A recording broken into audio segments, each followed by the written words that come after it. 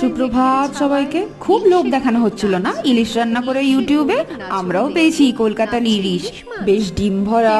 হায়দ্রাবাদে আসার আগে খুব টেনশনে ছিলাম মাছ কেমন পাবো এখানে, কিন্তু সবাই বললো রবিবার মাছ বাজার বসে, কিন্তু কিনতে গিয়ে দেখি সে তো লোকাল মাছ, আর এমনিই যা পাওয়া যায় সবই ফ্রোজেন, আর অনেক দিনের ফ্রোজেন, খেতেও অত ভালো না। তারপর হায়দ্রাবাদের বাঙালিদের মজাদার একটা ব্যাপার জানতে পারলাম, এখানে সব মাছ খেকো বাঙালিদের হোয়াটসঅ্যাপ গ্রুপে জয়েন করানো হয়, যারা যারা ফ্রেশ মাছ বিক্রি করে, আর যেই না গ্রুপে মাছের লিস্ট পড়ে অমনি বাঙালিরা দৌড়ে দৌড়ে হাজির হয়ে যায় সেই স্টোরে।